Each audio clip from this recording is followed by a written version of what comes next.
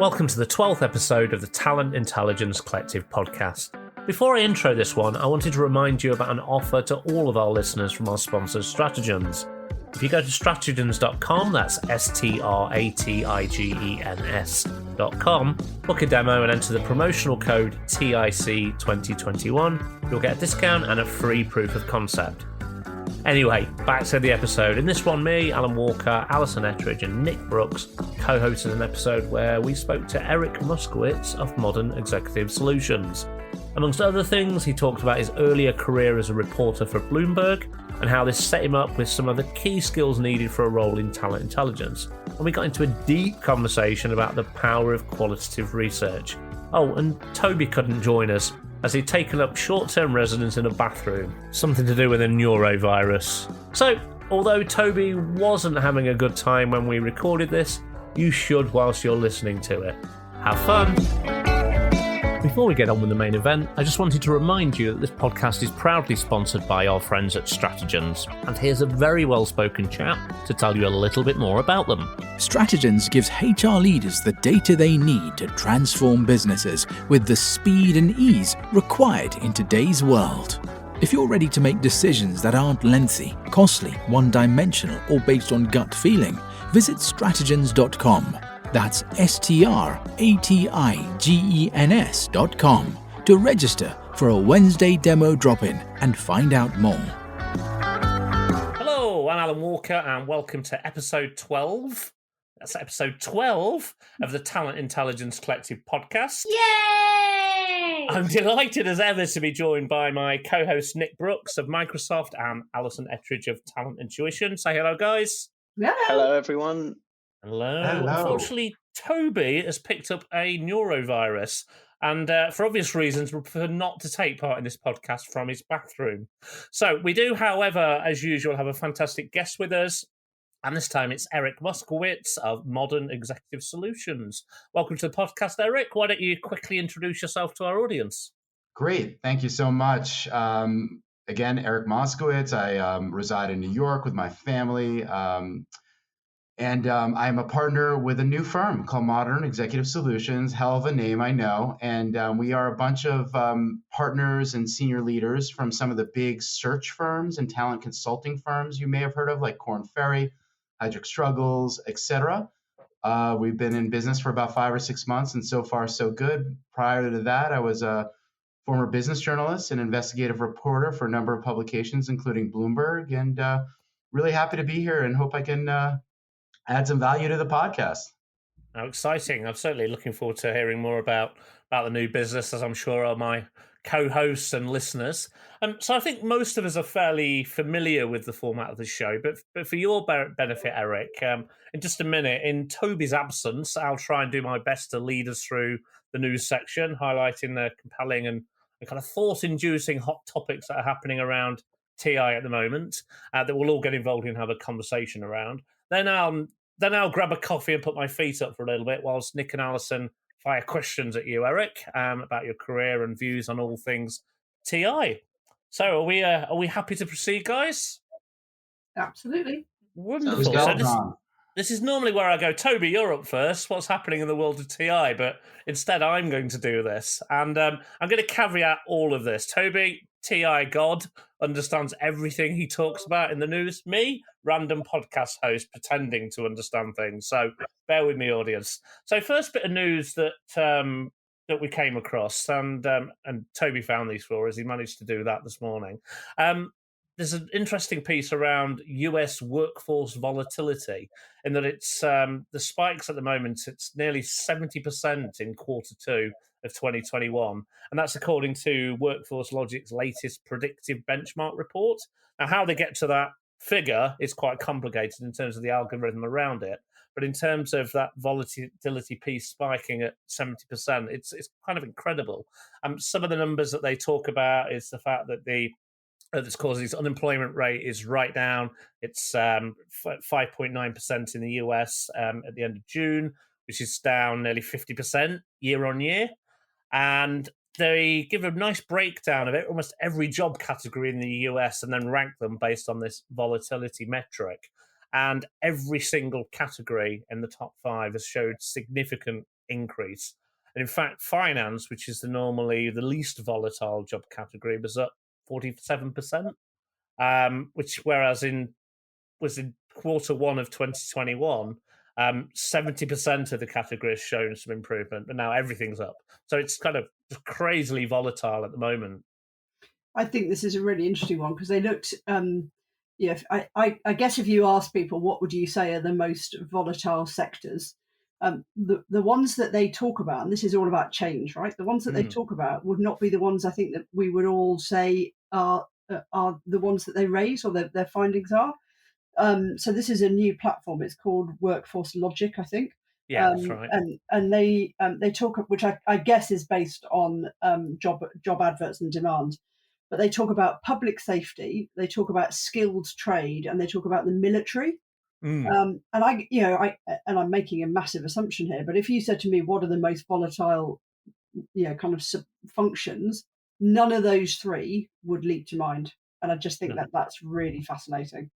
I think I drilled down into the report in a bit more detail, and though I think the relative volatility versus the more volatile areas isn't necessarily that high. It's how much they've increased by, which is bonkers. Particularly public safety. I think there's something like a 300% change between Q1 and Q2. Wow. I think the theory here in the US is that people have been sitting at home, and now that they are able to run away by plane, bus, train, car, what have you, that they're doing it, right? Like they don't want to wait any longer, and they want to take that big trip that they were dreaming about for the last 15 months. And, for example, my kids go to summer camp here in the US in the Northeast, and the camps are closing because they cannot find enough counselors to work there all summer. They're just not even showing up to the camp. They're just, they're not being responsible is one way of looking at it. But on the other hand, whether it's more mature industries like military or a federal government agency, but even in the entry level positions, people are maybe getting stipends from the government, and that's a carrot that gives them enough money to sort of do something else for 3 months or a month or 6 weeks. But it's all across the board, not just in the more mature stable industries. It's really all over the place, and it's pretty shocking, but also not super surprising. I mean, I have an 18-year-old, and they've been stir crazy, and they want to live their lives and almost like on steroids now, right? They want to make up for lost time. And I think even people in the workforce who are older feel the same way. Wow. People are just reframing their life, aren't they? They're looking and reprioritizing what's important to them. Exactly. Yeah, that's right. And the other piece is around the feeding frenzy we're seeing of companies offering truly flexible and remote work. So there's a lot of folks who are kind of looking back at their past life pre-pandemic and saying, hey, there are other options and opportunities available. So I know in that report, they talk about the great resignation period. We're seeing a massive shift in the corporate world of people wanting to move to new organizations, industries, companies that offer that flexibility. And I think if you look at finance, and Eric, you could probably talk a lot more in detail about this, but a lot of the banks in the US have shown some level of resistance towards hybrid and wanting to get back to the workplace. So there may be many employees there in that sector who are now kind of questioning their positions. So there's kind of that skew on both the demand side, but also like supply almost flooding the market from some industry shifts that we may see towards big tech, for example. But it's super interesting. As you pointed out, Alison, the industries, I guess, or the sectors that were covered in this report. Yeah, and I guess a whole host of it is people who have been kind of at the front end, isn't it? If we think about public safety in particular and the military, they've kind of been at the front end of the pandemic. And you can absolutely understand why there would need to be a rethink there. And then you've got the other sectors where, finance is a great example, where there's resistance to hybrid working and people going, well, hold on a minute. It was okay 12 months ago for me to do it. Why on earth do you suddenly think that should be any different? And big corporates that aren't kind of playing the game are going to find the next 6 to 9 months really hard, I think.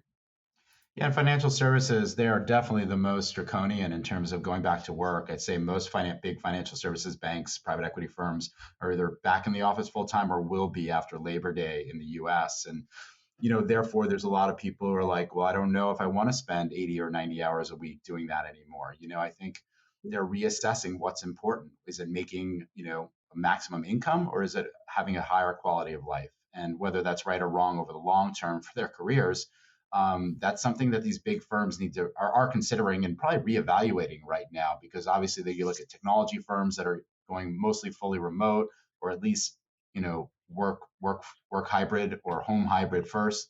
So it's an interesting time for those firms, and it'll be interesting from an attraction and retention point of view of their key talent. What's going to happen to them over the next 6 months, and we're watching that really closely.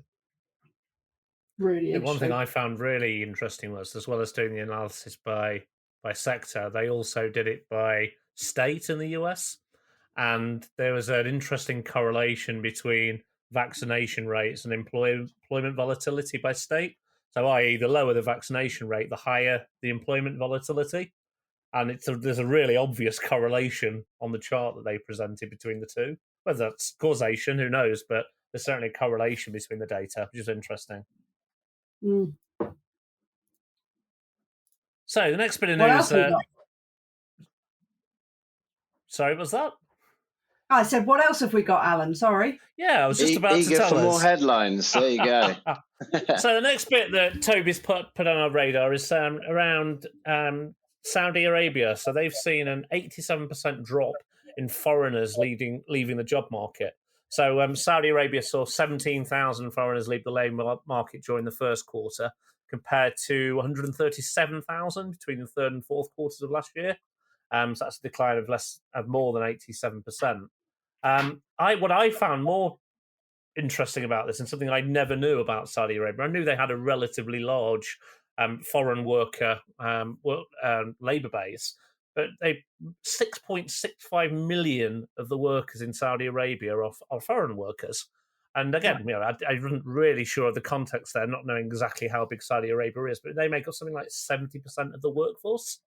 Wow. Which is incredible.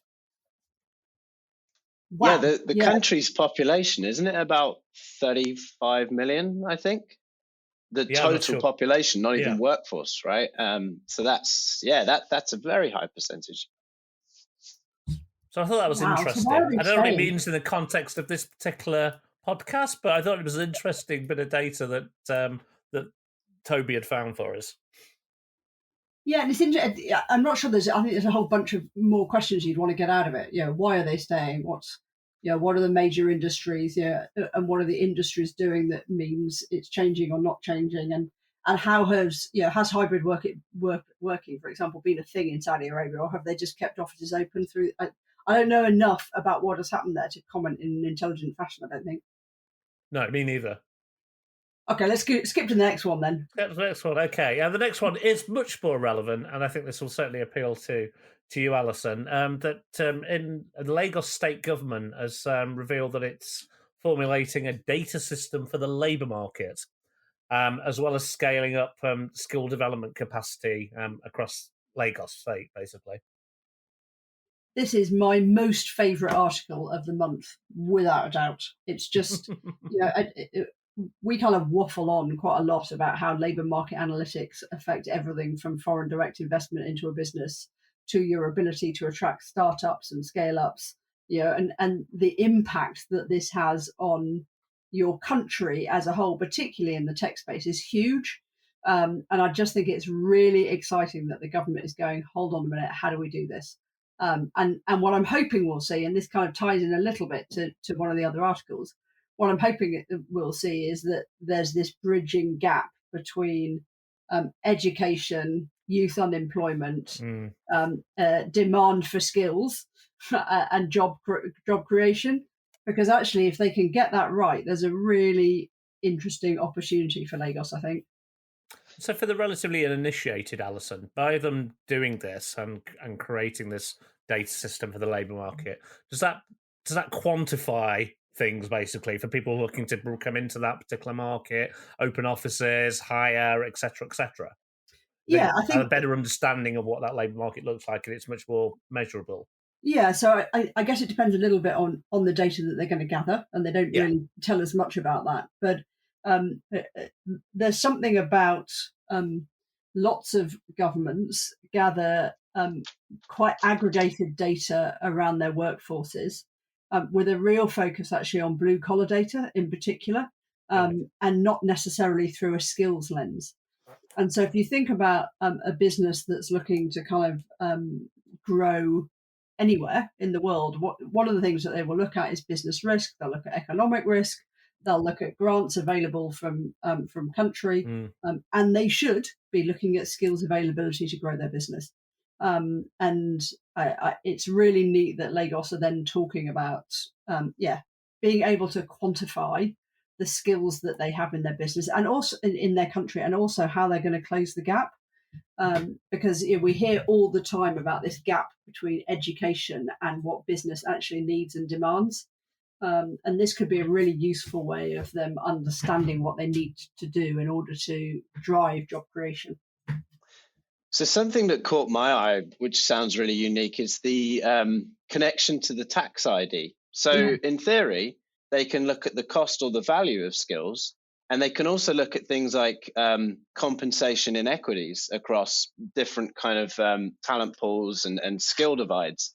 So that's really fascinating. It's almost like the IRS coming together with a labor market vendor in the US and really looking at like what is the material impact on wealth creation and earnings tied to skills and development programs and availability. So that caught my eye, and I'm not really aware of any other kind of systems at large taking that type of government financial data, i.e. taxation and earnings data, in conjunction with skills and workforce. Yeah, I think you're right. I think Singapore did something, didn't they? So Singapore did something similar, and I don't know whether or not they looked at the tax status, so they were able to quantify economic impact. But it wouldn't surprise me if they did. But I'm with you.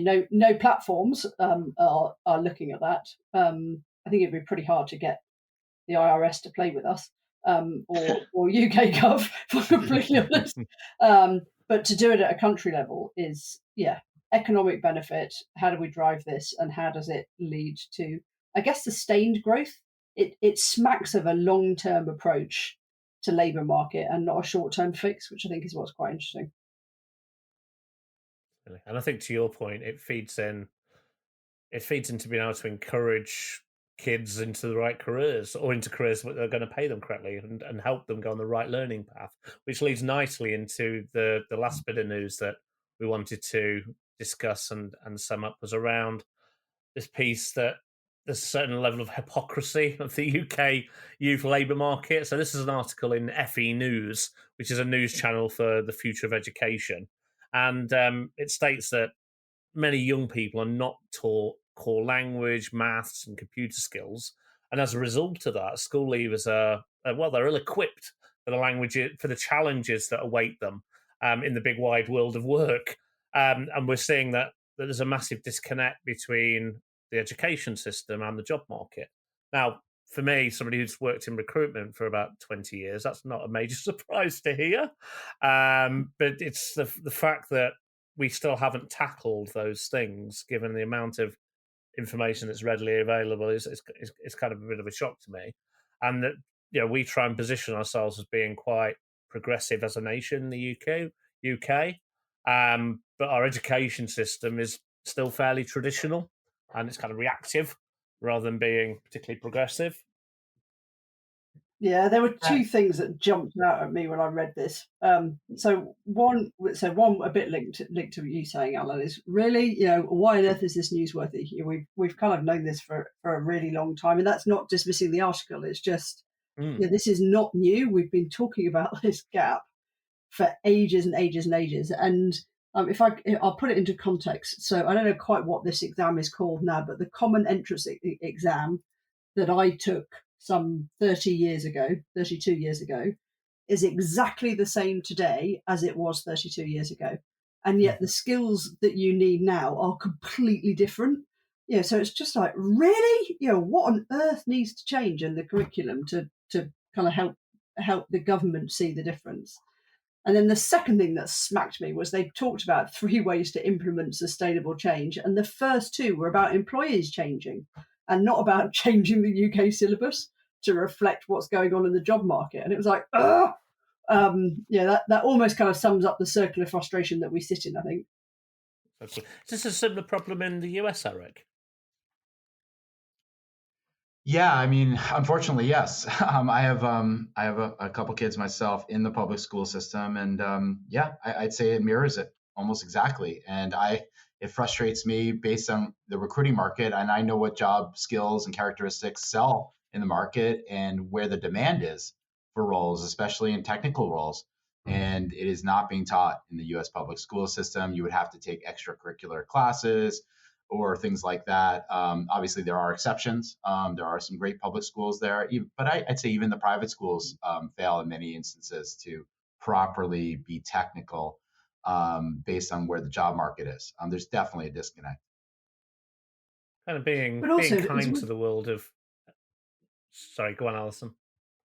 I was just going to say, also, the world has changed so much, right? And as it keeps changing, and as technology keeps advancing, the skills that we're going to need are much softer skills than some of the basic skills that they're talking about here. So it's almost as if we need to leapfrog away from almost the basic numeracy to actually, how do you make decisions? How do you explore problem solving? Yeah, how do you get to an answer, and not what is the answer? It's kind of the process of how you get there, because that's what businesses of the future are going to be, right? Yeah, it's all going to be about looking at the data and reading data and taking analysis and insight from it, as much as it will be about putting a widget on a thing.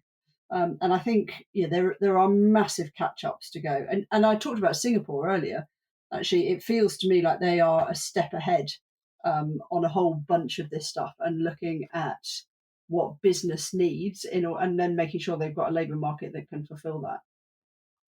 And to your point, Alison, the big opportunity, so you've got the critical thinking and analysis type skills that are very much applied, right? And then what about emotional intelligence? And what about, you mentioned soft skills, like how do we prepare the next generation to operate and think in different ways, and obviously hit the workforce with a very different perspective? So there's there's that piece as well around kind of the emotional intelligence and thinking about inclusive kind of behaviors in the workplace over time. So I think there's a fundamental redesign that really needs to happen. It's been talked about for so long, but we're just not really seeing it.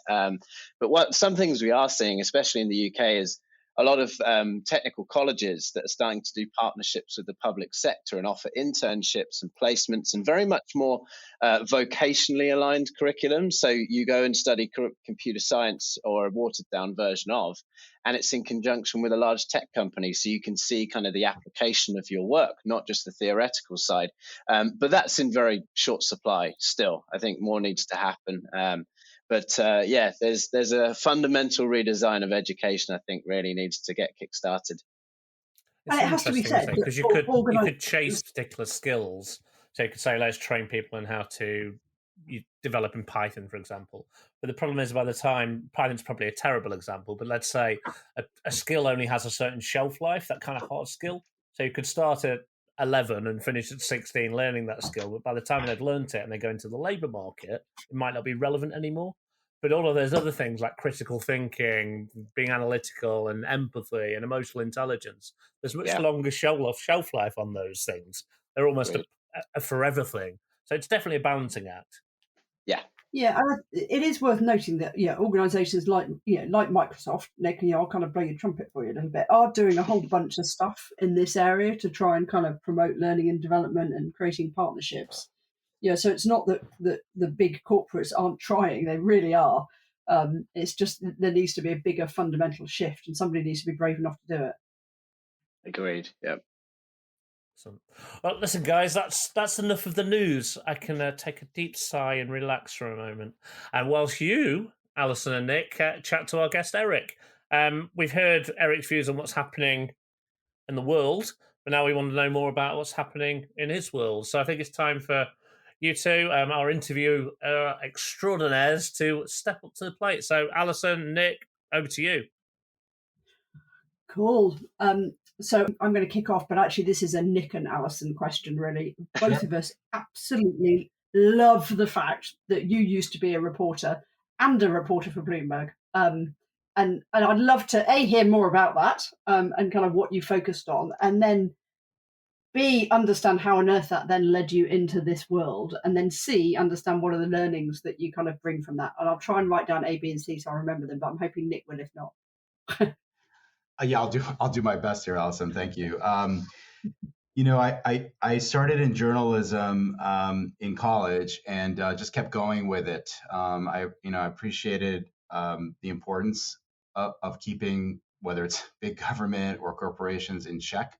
I think even now more than ever. I mean, this is 20 plus years ago, but now more than ever, that, as you can see, if you look at Russia, for example, versus the U.S. and a strong fourth estate, the value of it, right? I mean, there's got to be somebody there to keep people in line. I think it's incredibly important to society. And, you know, I was mostly a business journalist, working for Bloomberg, TheStreet.com. I wrote for the Wall Street Journal, among other publications. And, you know, it was a great experience. And, you know, what I learned there was how to ask the right question and to sometimes know what the answer is before I even ask it to somebody I talk to in the marketplace. So that elicits the kind of conversation in many instances that I have brought to the table when it comes to what I do now, which is, you know, officially I'm a partner at a new search firm, but I spent 11 years building out the global research and talent intelligence, or market intelligence is what we called it, group at Korn Ferry, which is the world's largest executive search and talent consulting world, based in Los Angeles, but obviously offices all over the world. I built out a practice of about 90 people who were doing not only desk research, but getting on the phone and talking to people and eliciting information that would be deemed proprietary, and putting the secondary and proprietary research together by asking the right forensic questions in the market. So I sort of built a team of mini journalists who are not trying to write stories, but trying to elicit information that our clients would find interesting, obviously on an anonymous basis because of the fact that some of this information was a little sensitive. But so to answer your, I think, first or second question, the forensic lens that you take in your approach to being a day-to-day journalist, whether it's business or otherwise, is the same kind of skill set you need to be in the business I am now, which is talent consulting. And when I say talent consulting, just to explain it to the audience, if you think of like McKinsey, they do strategy consulting for companies. We're basically, you know, what I like to say is, you know, at Korn Ferry or now in Modern, is we are the McKinsey for people.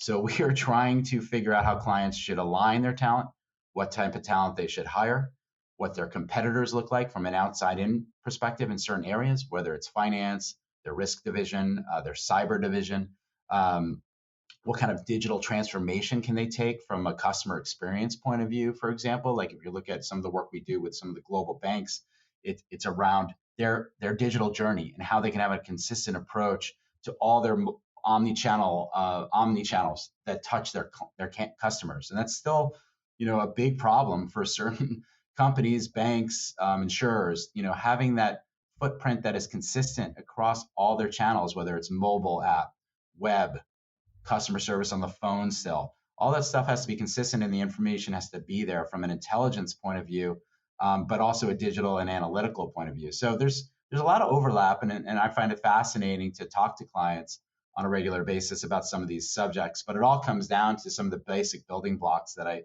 built over a decade plus career as a journalist. I love that. I like the idea of a team of mini journalists. We always say that in our qual research team, the stuff that makes them really good is the fact that they are fundamentally nosy. And so when somebody, you know, answers a question, their next question is why, or what happens then. You know, it's just this incessant quest for knowledge. Yeah, I mean, that inquisitiveness is in my top three. You know, I hired dozens and dozens of people over my years, especially at Korn Ferry, and yeah, inquisitiveness and being proactive and leaning in and thinking that there's no stupid question as long as somebody, him or her, whether it's internally or externally, has the time.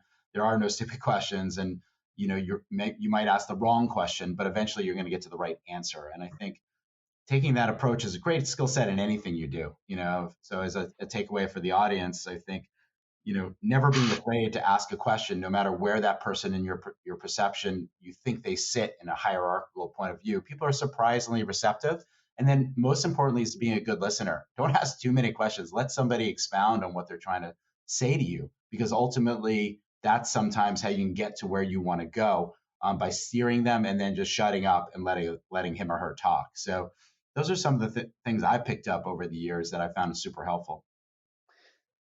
Eric, I love this because I'm a big fan of qual research and primary and human intelligence. And I have a fundamental belief it's one of the most underutilized capabilities in this world and this function. I think there's a lot of focus around obviously large scale data sets and more of the quant side of things. So, but it's a very it's a skill, right? Like you say, intently listening, understanding the 5 whys technique, how you position your questions. So my question to you is, in your experience over the years being in heavy search, what are some of the best primary intelligence or human intelligence gathering practices that you've seen or established? And that might be things like information and source reliability or credibility, or to your point, like getting deeper in the types of questions that you ask and extracting the information and then how you think about it. But yeah, anything that you've kind of seen or delivered over the years in terms of great practices you could share with our listeners?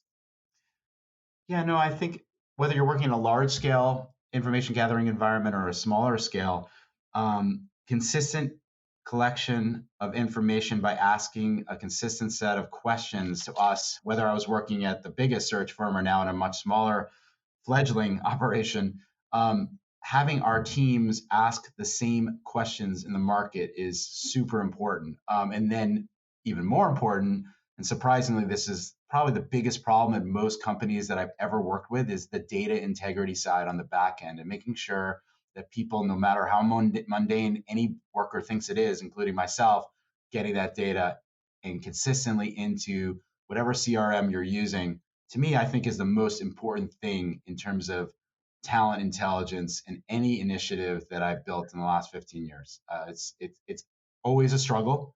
And there's certain people, especially who are a little bit more, have a few more gray hairs than a bunch of us, of course, that don't get it. You know, they're just writing it on a resume still, or they're collecting it on a notepad, you know. So, you know, sometimes it's banging their heads, literally against the wall and saying, we need, you know, this is going to help you, and trying to get their buy-in and stakeholder support, let's say for a vice chairman at Korn Ferry who's been doing that for 25 years a certain way. And it works for them and they're making money, but how are they going to help the larger practice? And so one of my big remits there, and I guess now at Modern, I've only been there 5 or 6 months. That's how long the firm's been around. Is making sure everyone is aligned to what we are trying to achieve, and hammering that home on I'd say 10 times, over like the first 3 months, and making sure people really get it and see the value for them. If they don't see the value for them, it's not going to work. And that's been a struggle for me and for anyone I've ever talked to, is the consistent data collection around making sure people are continually asking those right questions that we need answered for a client or for just general, data collection information. Eric, that's really interesting. Oh, sorry, Alison. Just a quick follow-up question, because I know if Toby was on the podcast right now, he'd be jumping out of his chair, because we've talked about this a lot, the integrity with regard to using a CRM and collecting the information in a consistent way. And that's been one of the greatest challenges. But I love the way that you frame that, is being aligned around a common goal and strategy, right? And that's how I've thought about it in the past. It's the individuals that you're working with, ensure that they know the intrinsic value of that information. Where does it go? How is it used? And how is it going to further their impact in their work, as an educational opportunity to show this is why it's important that we collect the information in such a way. To what degree of success have you kind of seen over the years, Eric, in terms of like consistent collection practices? Yeah, I was afraid you were going to ask me that. Sorry. No. At a firm like Korn Ferry, I got to say I'd say I had mixed success. I was told when I first joined there in 2010 that if you were 50% successful in these new initiatives that I was trying to enact, that would be an accomplishment. And I think I got to about 60 or 70%, but I didn't get all the way there. I mean, it's a big organization. To align everyone to this common data integrity goal, I would say, is probably impossible. We started a collective intelligence unit that would collect secondary or desk research data on top of the proprietary data to sort of buttress it. Of course, COVID hit, and then we got rid of a lot of that group, unfortunately. Korn Ferry being a public company, I'll stop talking about that subject so I don't get in trouble. But that was a very difficult time and for obviously a very difficult time for a lot of companies. But we walked away from a lot of the talent intelligence initiatives that we had put in place, because at the end of the day, you have to show some ROI, right? So all this is well and good, but if you don't show the ROI to any type of corporate leader that you're working with, then it becomes a question mark. And I'm sure everyone who's listening and Toby would agree from his past day at a big corporate that that is a tough sell, and you have to do that regularly, and you have to be unique in what you say each time around.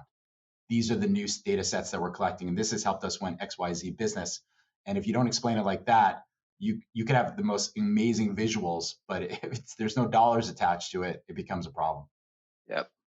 Yeah. Thank you for being candid. Really? Yeah. It's a big thing to tackle, isn't it? But such an underutilized opportunity. Yeah, and I wanted to say before I forgot that the opportunity this year, 2021, is bigger than I've ever seen. Because if you look at the talent consulting business or executive search, it's very transactional. Strategic consulting at the big accounting and consulting firms is very transactional. What clients really need is somebody to hold their hand on a strategic advisor point of view and work with them and not have a dollar attached to it, but maybe have other work being done. But I find with the Fortune, 250 clients that we're working with, they saw such a disbursement in their workforces, or they had to have restructurings or voluntary buyouts, that they need a lot of help building everything back up, and they can't do it. No matter how good the HR BPs, human resource business partners, are in a certain area, or even talent acquisition heads and regional heads, they need a lot of help, and they're really beleaguered, and they're under a lot of pressure. And that's where I feel like there's a huge opportunity for talent intelligence, right? To work with them strategically, and not worry about placing someone or doing a project. It's really about helping them and what's keeping them up at night. So those are kind of the things I'm seeing as a real opportunity, not just for us here at Modern, but in general. I think companies are struggling with their talent remits, and so I think the talent intelligence overall, for anyone listening, has a lot of upside right now, and I haven't seen it like this in years. Great perspective. Yeah, completely agree. I think one of the things that's interesting about you've just talked about, Eric, for me, is that you use the phrase, I've built a team of mini journalists to find data or intelligence that clients would find interesting. And that implies that it's kind of a proactive push of intelligence and insight to the client, rather than the client commissioning a specific report from you. Is that fair to say, or actually is that shifting in the opportunity in today's world? Yeah, I think in the consulting business, you always want to have something to say. So you never know when you might need that information. You might have to pitch for a project or a big CFO or CEO search. And if you don't have something to tell them that they don't already know, you're just like everybody else. So whether it's here in my current iteration as a partner of Modern or at Korn Ferry, we'd always be in the background trying to dig out information, work on projects, have things kind of half-baked. So if we needed a run, we at least had a chance in hell versus no chance. And so mostly then at Modern, is the insight used to inform the overriding strategic consultancy that you're giving to people, or are clients coming to you and saying, can you tell us about X, or is it a combination of both? Yeah, it's a combination of both. It could be ad hoc project where they just need to look at, let's say, 10 of their competitors in a certain division and what's going on there. In our case, obviously, it would be who's good, who's diverse. Obviously, there's a huge diversity lens to everything we do here at our firm versus, it's one of our top priorities. But so it can be both. In certain cases, we're on like kind of a retained basis with clients just to provide them with information in the market in certain areas, mostly in technology, right? So technology is so fast moving. People are moving all over the place right now. And whether it's InfoSec, which would be a chief information security officer, or a head of product is a big role right now we're seeing. Sorry, I'm getting into the weeds a bit, but I think the things that are very specific and nuanced that we can provide on a proactive basis, as well as provide kind of standalone ad hoc reactive, is kind of the blend I'm trying to build, and what I had at Korn Ferry as well. And how similar to the KF model is that, albeit I understand the concept is different actually, because I love this kind of the McKinsey's for people piece. Yep. But how different is the model? Well, the scale is probably the biggest difference. I was at a Yeah.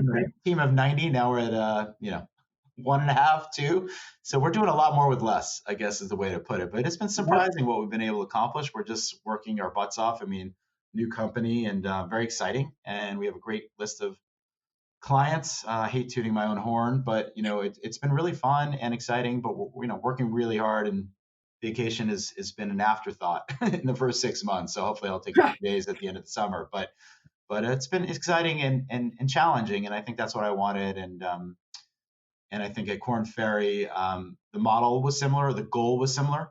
Here, I'm actually trying to make it own it, and own the goal from end to end. Versus at Korn Ferry, there's so many moving parts, so many P&Ls and product areas that it was almost impossible to do the end to end. I can only control so much. So here, it's trying to do something. Hopefully, we'll get there. So far, so good. Yeah, and look, as CEO of a scale-up business, I get that. Holidays are out.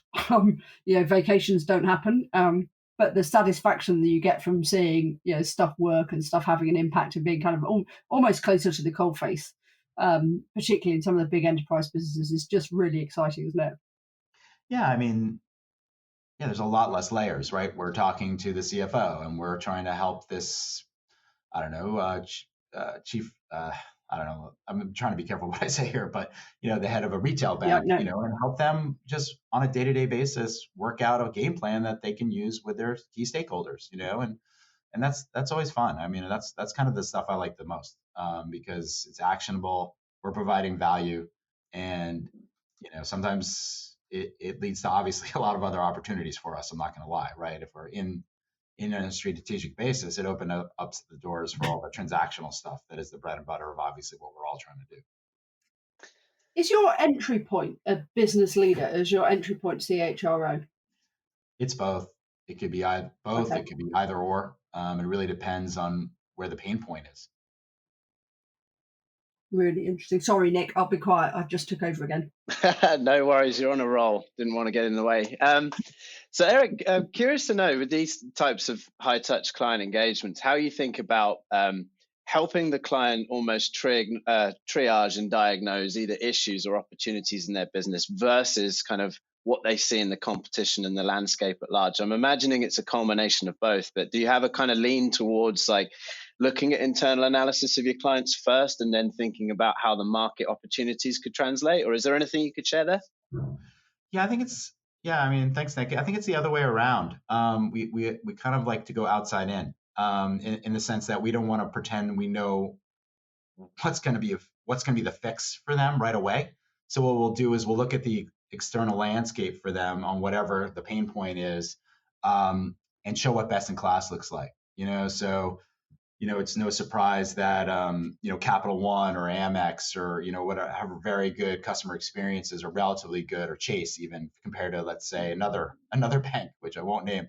But so there's certain best in class in anything we do, whether it's product, whether it's the customer experience, digital customer experience, and what's their model. What's the operating model? How are they structured? What's working? What doesn't work optimally? What things can you reappropriate to your situation that would help? Whether it's adding talent, whether it's adding a different type of operating model or structure. Maybe you're not appealing to certain audiences because you're not diverse enough in a certain area, right? Or maybe you're not hearing from all the voices you need to hear from. So, sometimes it can be a little tricky, right? I mean, obviously, we don't want to be too pedantic or think we know everything. But it's if the data is there, I guess to get back to what we're all trying to talk about, if there's a rich set of data that we can collect in the marketplace for the client or the company, then it provides the type of deep insights that are going to be actionable, and that's what we try to get to in every assignment we do. Yeah, that absolutely makes sense. And obviously, we used to. Sorry, Alison, go ahead. Keep going, Nick. No, you go. I was going to say there's something quite interesting about the kind of. We used to talk a little bit about kind of color of the market, and Eric, you touched on this earlier. If you've got stuff in a resume, and it stays on a resume, then it's kind of got some impact for that search. But if you've got the same thing and you aggregate it over 20, 30, 50, however many it is, different conversations, then you can kind of get this feel for what's the color of the market, what's really going on, what are the market movements. That is incredibly powerful, and it feels as if that's what you're bringing to life for your clients at Modern. Yeah, and it's all about data density. You're completely right, Alison, and and that gets back to asking a consistent set of questions. So if you ask a certain set of questions in the market 50 times, you're really going to have some interesting insights, and that are going to be hopefully actionable to a client if that's what the remit is, or even find where the great talent may sit in a certain space, right? So whether it's where's the great finance talent at banks. If we talk to 50 people and ask every one of them, where do you want to go work next? So, like, where's your dream job? Where if you know a certain person somewhere, do they have great talent, and why, and what makes them tick? And then that gets all back to the beginnings, which is journalism, and asking the right questions, and asking and doing your due diligence, I should say, before you even get on the phone with anyone, right? So that's an important thing I forgot to mention is, if you don't know who you're talking to and you haven't done like more homework than you think is necessary, and it's not just glancing at the LinkedIn while you're dialing profile, you might get yourself into trouble. You need to have something to tell them that's interesting. Otherwise, it's not going to elicit that the conversation is not going to elicit the type of data aggregation that you're looking for. So that was, that's kind of an important part of all this whole process. That's such a great perspective, Eric. I'm so on board with that. That doing your market intelligence due diligence before any prospect calls, right? Having a perspective, understanding what the latest news or updates are that could be relevant to that person or that organization. And it just opens up the conversation in such a different way, right? Heightening credibility. So that's super powerful. So I know we've talked a lot about qual today, and given your reporter background and investigative journalism, totally makes sense.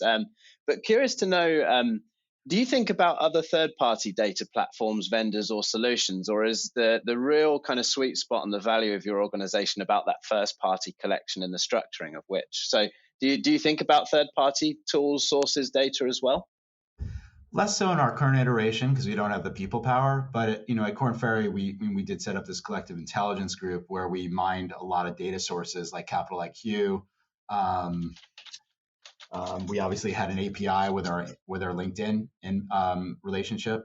But what I was going to get at is we use Power BI to aggregate big reams of data in certain areas, and we use some of our internal data as well, our internal CRM, to mix with our business development data, and as well as collecting some data from external vendors. I mean, Capital IQ was best for us because it would give us size and scale of financials of all the companies we worked with, and that would be helpful, right? Because we want to know how many people sit in a certain division, or how many they have in the US versus EMEA. Yeah, I mean, Zoom Info is obviously great for contacts, as is Lucia. LinkedIn's LinkedIn. I think, Nick, I saw that you had a talent insights background. I actually do think that's a pretty good tool these days. It's gotten better. I didn't like it 2 years ago, no offense, but I think it has gotten better, and it has some value from my business perspective in terms of triangulating data or people in a new way, which is interesting. What else? I mean, PitchBook's fantastic as well. That's a really good resource for the private equity, venture capital, technology universe.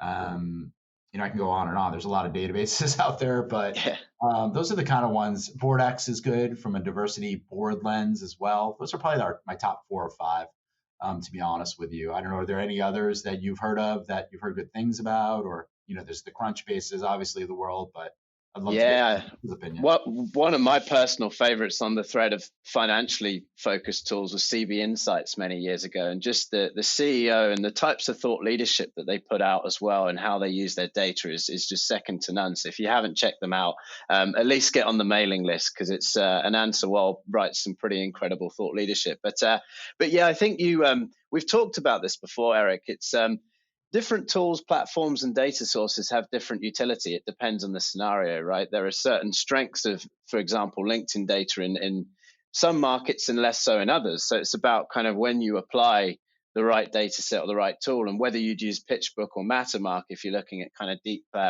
financials. But I think the power is about how you layer the right data and signals together. So I guess one kind of key question I have is, how do you think about the correlation between some of those sources and then the primary intelligence? And how do you have a process of layering essentially, or is it really about when you're seeing the data, the signals align?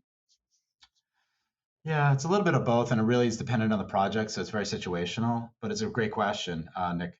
Um, I think there are certain things that you need in the marketplace to show your own size and scale. And I think by being able to sort of aggregate your own data, especially at a firm like Korn Ferry, which was the world's largest, people consulting firm, we were never harnessing that properly. Whether it was compensation data, whether it was our placement data in certain sectors and what we called functional areas. And we were getting better at it, and then COVID hit. But the bottom line is that we use that as a layering device, basically by 2019, 2020, at least the first 3 months, to a great extent. It was very valuable in helping us win business, to kind of quantify everything we were doing in the marketplace, and from a compensation point of view, benchmarking comp better. Because we had so many data points, but we didn't get to where we wanted to get before we had to take we had to go into reverse, unfortunately. But we were moving in that direction of layering, and that made a lot of sense to us. And I think that would have been effective if COVID didn't hit.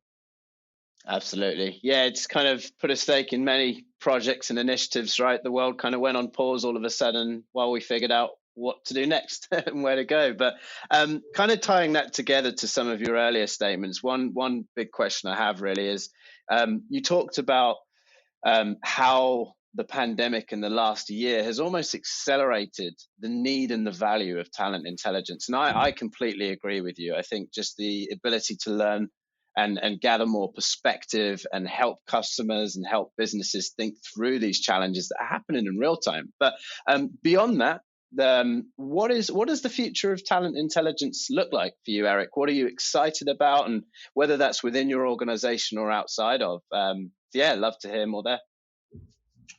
Well, the automation of data, it continues. AI is enticing and kind of intriguing, but I haven't quite figured out, like a lot of people in the talent intelligence space, how to manipulate it in a way that's going to be actionable and provide some ROI, because it's expensive. But some big corporations, and I'm sure Toby could speak to this a little bit better than I, have had some success here. I think, I guess I'm a little old school when it comes to collecting information. I really do think a phone conversation, or obviously a meeting in person over a drink, that's going to elicit a much better data set, I think, if I can use that term, than collecting data. What I do is the nuance in between the lines. What is actionable intelligence that's going to be valuable? And you can't really, it's very hard to collect that using secondary data. It helps, don't get me wrong, for probably 30 to 50% of the equation, whether you're using LinkedIn Insights or Zoom or CapIQ or what have you. CB Insights is another good option. But at the end of the day, what we're being paid for and what we're trying to provide, at least from my lens, and obviously this is just me and my universe, but it is really about those conversations and tying them all together and having a narrative. So collecting a lot of data, centralizing that data, asking the same type of questions so that you can aggregate it and spit it back out, and blend it or layer it with secondary data that you're collecting on a day-to-day basis. And whether it's an ad hoc, proactive, reactive, or a proactive approach, both ways can work. And I'm going to stick with that until I become a dinosaur. So I'll stick with that line of thinking, and then at a certain point, I'm sure technology will render me moot. But I think for now, I really do think, look, the big corporations that we work with will always have like 100x budget that I'll ever have, whether it was Korn Ferry or obviously where I'm at now. So the bottom line is, they don't know how to use it, even though they're spending ridiculous amounts of money on HR analytics tools. What I'm trying to collect is going right to what they need, right? And there's some value there that is, if anything, we probably undercharge for that, because there's a lot of value to the talent intelligence if it's done right. And I'm always working on making that better and more efficient. But it's hard to do it with technology on a day-to-day basis. But I'd love to hear from the group, if I'm off in any way or if I'm missing something. No, I believe some of the oldest techniques are still some of the most powerful. And to your point, it's solution orientated, customer solution orientated, right? You're solving challenges and bringing context to their real-time business needs. And you're doing so in a very, very high touch manner. At the end of the day, we're still dealing with people, right? So information integrity and how you interpret that information are as critical as the storytelling outputs and the guidance that you create, right? So I think automation and the aggregation of this information will get better and better and better over time. But there are the practices and the hygiene of how you collect it, interpret it, and then ultimately derive those narratives, which really need to be well established first. So, Eric, I completely agree with you. And I think some of those techniques are absolutely, there's just an opportunity to use more and think more rigorously without always thinking, I need to go get a bigger data set. I need to think about the quantitative piece. Both can work in harmony exceptionally well and bring different pivots on the questions that you're trying to answer. But I think don't overlook that primary source of information and how you unlock it. So, Alison, I don't know if you have any final remarks or questions for Eric. I don't have any final questions. I'm conscious there's a delay on the line, so I've been really quiet. But for me, I completely agree. My background is qualitative research. I now run a business that is quant research that's supplemented by qual research, because actually data's going to get you so far, but you still need to draw insight from it. You still need to draw stories from it, and you still need to make sure that you're answering the real question and not just grabbing data for data's sake. And I guess it's time for me to step in. I don't have nothing to add or any questions, Eric, that can add to the big brains that are sat around this virtual table now. But what I am going to do is play party pooper. So I'm going to step in and draw things to a natural close. We can't keep talking forever. We do have to eventually say, let's stop. And I think this is a nice cut-off point. So, Eric, it's been incredible having you on the podcast. How did you find it? It was fantastic. I'm happy to do it anytime you tap me on the shoulder. I'm happy to do it again. And thank you so much for having me. No problem at all. And as always, without a doubt, as always, I want to thank each of you, Alison and Nick, for co-hosting our 12th Talent Intelligence Collective podcast. A quick get well soon to Toby. We'll look forward to having you back for the next show. It's definitely not the same without you, particularly that news segment. And to our listeners, a huge thanks for, kind of listening and supporting us and doing all the wonderful things you do to spread the word about the podcast. It's fantastic. And as ever, cheesy sign-off time. Stay intelligent, folks. Thank you.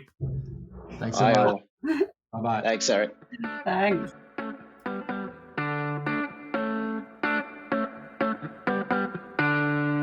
Thanks for listening. Before you go, I wanted for the last time to remind you about our generous sponsor, Stratagens. Here's that posh chap again, telling you about their fabulous product. Stratagens gives HR leaders the data they need to transform businesses with the speed and ease required in today's world. If you're ready to make decisions that aren't lengthy, costly, one-dimensional, or based on gut feeling, visit stratagens.com. That's stratagens.com to register for a Wednesday demo drop-in and find out more.